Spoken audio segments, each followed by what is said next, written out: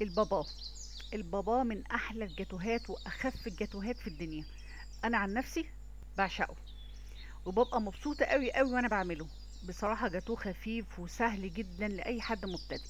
يلا بينا نسمي الله ونصلي على الرسول الكريم ونشوف عملنا البابا تحفه ده ازاي. انا معايا هنا 3 بيضات، ومعايا باكو خميره. هدوب الخميره في نص كوبايه من اللبن، ومعلقتين من السكر، ومعلقتين من الدقيق. ودي خميره حلوه قوي قوي ان انتي تعمليها كده وتخمري الخميره بتاعتك بمعلقتين دقيق. يعني دي العجينه اللي بيسموها ال10 دقايق، بس على صغير يعني. هسيبها تتخمر واحط نص كوبايه من السكر، ده اصنص الحليب كلمتكم عليه في فيديو سابق. وهحط 3 معالق من الزبده، ونص كوبايه تانية من اللبن. والخميره بتاعتي هنا كانت اتخمرت تمام، ضفتها وفضلت اضرب في المكونات دي لحد السكر بتاعي بس مداب. انا مش محتاجه ان انا اضرب ياما هنا لحد بس السكر بتاعي ما يدوب والمكونات كلها تختلط ببعضها. هبتدي اوقف واحط 3 كوبايات من الدقيق. اللي هنا انا عندي يعني المقادير مظبوطه جدا. معايا هنا ربع معلقه من الكربوناتو وعليها معلقه كبيره من الخل. انا حشت شويه دقيق صغيرين قوي، لكن لقيت الدقيقه العجينه في الاخر محتاجاهم فحطيتهم، فهنا مظبوط قوي. العجينه بتاعتي طلعت مظبوطه جدا. انتي ممكن تختلف معاكي شويه. بصي سمك العجينه معايا شكلها عامل ازاي، بتكون سايحه كده ومطاطيه، يعني الضرب بيخليها بتمط معاكي. ودي من اسرار نجاح البابا، ان هو لازم العجينه بتاعته تبقى عامله كده. دي تاني تخميره هنسيبها تخمر. معايا هنا كوبايه كبيره من السكر، عليها كوبايتين من الميه، هحط عود قرفه. ودي ليمونه مقطعاها ترانشات وهرفعها على النار يغلي غلوتين كده.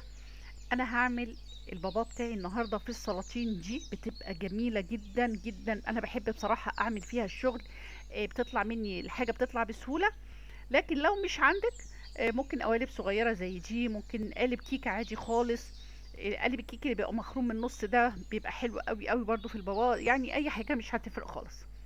بس انا حبيت اعمل شكل كده ظريف، وكل واحدة لوحدها عشان لما بقلبها بيبقى شكلها بصراحة ظريف. هبتدي اعبي العجينة بتاعتي في البولات اقل من النص، ما تزيدش عن كده، اقل من النص. ودي حاجه مهمه جدا علشان ما تعلاش اكتر من كده وتبقى الحته كبيره، او تعلى لفوق وتتحرق مني. لازم اسيبها تخمر. بعد ما خمرت دخلتها الفرن. الفرن لازم يكون شغال وسخن قبل ما ادخل العجينه بتاعتي.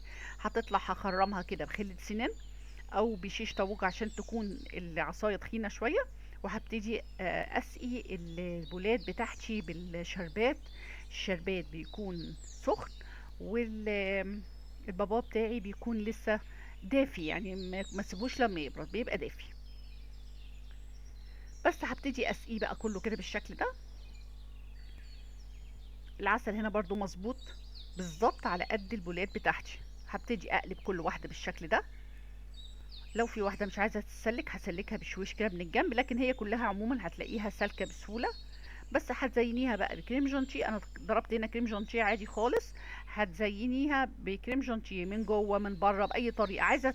بصي انا بقى حابه في الاطباق البولات الصغيره دي ليه بقى بحط فيها على طول.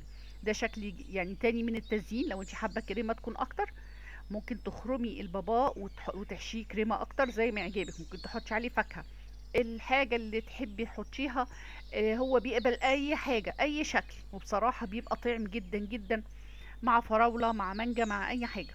وربنا يحسن ما بين ايديكم جميعا، ويكون الفيديو عجبكم تعمليه كده ويعجبك وتدعي لي. واشوفكم على خير ان شاء الله في فيديو جديد. باي باي.